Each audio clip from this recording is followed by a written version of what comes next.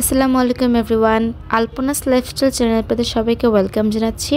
আজকে আপনাদের সাথে শেয়ার করব অথেন্টিক পিৎজা রেসিপিটি, যেটা চুলায় তৈরি করা হয়েছে। এর জন্য প্রথমেই 2 কাপ ময়দা নিয়ে নিচ্ছি ডো তৈরি করার জন্য। আপনারা চাইলে আটা দিয়েও তৈরি করতে পারেন। ইস্ট দিয়ে দিব 1 চা চামচ, লবণ দিয়ে দিব 1/2 চা চামচ, চিনি দিয়ে দিব 2 টেবিল চামচ, গুঁড়া দুধ দিয়ে দিব 2 টেবিল চামচ, সয়াবিন তেল দিয়ে দিব 2 টেবিল চামচ। এখন সব কিছু ভালোভাবে মাখিয়ে নিব। এই জিনিসটা ভালোভাবে মাখিয়ে নিতে হবে, তাহলে ডোটা একদম পারফেক্ট হবে। আপনারা একটু সময় নিয়ে মাখিয়ে নেবেন। এখন এখানে কুসুম গরম পানি দিয়ে দিব 1/2 কাপ পরিমাণ। পানিটা একটু বুঝে সুঝে দিবেন, যাতে করে ডোটা অনেক বেশি নরম না হয়ে যায়। যদি এর চেয়ে কমও লাগতে পারে, বেশিও লাগতে পারে। আমার এরকমই লেগেছে, কারণ একটুতেই জিনিসটা নরম হয়ে গিয়েছে। এই যে দেখতে পাচ্ছেন, মাখানো হয়ে গেছে আর একদম হাতের সাথে লেগে যাচ্ছে। উপরে তেল দিয়ে এটা হচ্ছে 1 ঘন্টার জন্য ম্যারিনেট করে রেখে দিব। এর চেয়ে বেশি রাখলেও পারেন আপনারা। আমার কাছে সময় খুব কম ছিল, যার জন্য আমি 1 ঘন্টা রেখেছি।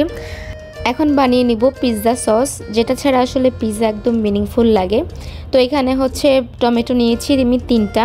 টমেটোগুলোকে এভাবে আমি একটু কেটে নিয়েছি। এখন সিদ্ধ করে নিব। একদম ফুললি সিদ্ধ করা যাবে না, মোটামুটি সিদ্ধ করলেই হবে। এখন এখানে তেল দিয়ে দিব। তেল দিয়ে পেঁয়াজ কুচি এবং হচ্ছে রসুন কুচি দিয়ে দিব। এটাকে একটু ভেজে নিতে হবে লাল লাল করে। আর আমি হচ্ছে টমেটোগুলোকে ব্লেন্ডারে ব্লেন্ড করে নিয়েছিলাম। আপনারাও ব্লেন্ডারে ব্লেন্ড করে নেবেন। এই যে আমার রসুন এবং পেঁয়াজ কুচি লাল লাল করে ভাজা হয়ে গিয়েছে। এখন টমেটো পেস্টটা দিয়ে দিব। টমেটো পেস্টটা দিয়ে আবার ভালোভাবে নাড়াচাড়া করে নিব। এখন দিয়ে দিব লবণ। লাল মরিচের গুঁড়া দিয়ে দিব 1/2 চা চামচের কম। অরিগানো দিব 1 চা চামচ। আপনারা এখানে তুলসীর পাতাও দিতে পারেন। আর 1-2 মিনিটের মতো ভেজে নিলে পিৎজা সস একদম রেডি হয়ে যাবে। মাংসটাকে এখন ম্যারিনেট করে রেখে দিব। এই জন্য কয়েক পিস মুরগি নিয়েছি। সাথে দিয়ে দিব রসুন বাটা, আদা বাটা 1/2 চা চামচ করে দিব। লবণ দিয়ে দিব স্বাদ মতো। এখানে দিয়ে দিব গোলমরিচের গুঁড়া 1/2 চা চামচ, মরিচের গুঁড়া 1/2 চা চামচের থেকেও কম দিয়ে ভালোভাবে মাখিয়ে এটাকে ম্যারিনেট করে রেখে দেবো 1 ঘন্টার জন্য। 1 ঘন্টা পর মাংসগুলোকে ভেজে নেব। অতিরিক্ত ভাজা ভাজা করার দরকার নেই, মিডিয়ামভাবে ভাজলেই হয়ে যাবে।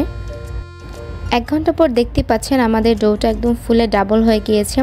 আপনারা একটু ভালো ব্র্যান্ডের ইস্ট ব্যবহার করবেন, তাহলে দেখবেন আপনাদের ডোটা এরকম ফুলে যাবে। ডোটাকে হচ্ছে এভাবে চেপে চেপে মধ্যে নিতে হবে, আর ভিতরে যেটা বাতাস ছিল সেটাকে বের করে নিতে হবে। যেটাতে হচ্ছে আমরা ডোটা মাখাবো, তার উপর সামান্য একটুখানি আটা দিয়ে দিব। আটা দিয়ে তারপর এখানে হচ্ছে আমরা এটাকে মধ্যে নেব।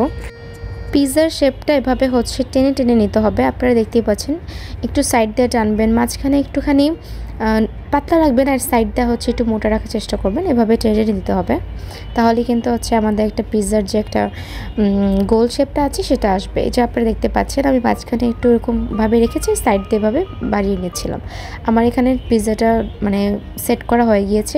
কাঁটা চামচ দিয়ে হচ্ছে এভাবে কয়েকটা ছিদ্র করে দেব, তাহলে যে সসটা আছে সেটা একদম নিচ পর্যন্ত চলে যাবে। তারপরে এভাবে ছিদ্র করে দিবেন কাঁটা চামচের সাহায্যে। পিৎজা সসটা পুরোটাতে হচ্ছে স্প্রেড করে দিব।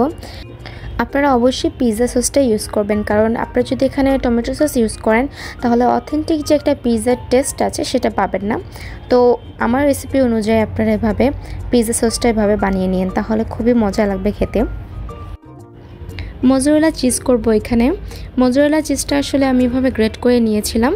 আপনারাও আপনাদের পছন্দ অনুযায়ী চিজ দিতে পারেন, কম বা বেশি। ভেজে রাখা চিকেনগুলো এখানে দিয়ে দিব। পেঁয়াজ দিয়ে দিব। পেঁয়াজগুলোকে আমি এভাবে গোল গোল করে কেটে নিয়েছিলাম।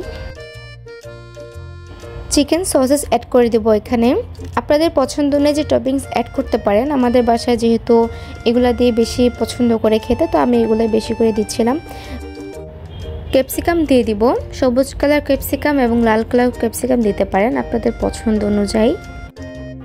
একদম বেশি করে চিজ দিয়ে দিব এখানে। আমাদের বাসায় চিজি পিৎজা খুবই পছন্দ করে সবাই, সো আমি হচ্ছে একদম বেশি করে চিজ দিয়ে দিচ্ছি। আর আপনারা কী করবেন, সাইডে যে একটু মোটা লেয়ারটা দিয়েছি সেখানে একটু পানি ব্রাশ করে দিবেন, তাহলে পিৎজাটা বেক হওয়ার পর সাইডে লাল হয়ে থাকবে। তো এখানে হচ্ছে পাতিলে বালু দিয়ে দিলাম। বালুর উপর একটা স্ট্যান্ড দিয়ে 10 মিনিটের জন্য এটাকে গরম করে নিতে হবে। পিৎজা ট্রেটা এখানে বসিয়ে দিলাম। এটাকে হচ্ছে 20 মিনিটের জন্য হচ্ছে বেক করে নিব। আপনারা চাইলে ওভেনে করতে পারেন, আমি আজকে এটা চুলায় করেছি। এই যে দেখতেই পাচ্ছেন 20 মিনিট পর আমার পিৎজা একদম রেডি। এটা কিন্তু একদম 100% গ্যারান্টি সহ একটা ভিডিও দিয়েছি। অনেকে মনে করবেন যে আমি এটা ওভেনে বেক করেছি, না, এটা আমি চুলাতে বেক করেছি। আপনারা অবশ্যই এটা ট্রাই করবেন। আমার পিৎজা এখন রেডি হয়ে গিয়েছে। দেখতেই পাচ্ছেন কত সুন্দর একটা কালার এসেছে এবং সুন্দরভাবে বেক হয়েছে। আপনাদের যদি আমার ভিডিওটি ভালো লাগে আমার চ্যানেলটি অবশ্যই সাবস্ক্রাইব করে রাখবেন। আজকে এই পর্যন্তই। আল্লাহ হাফেজ।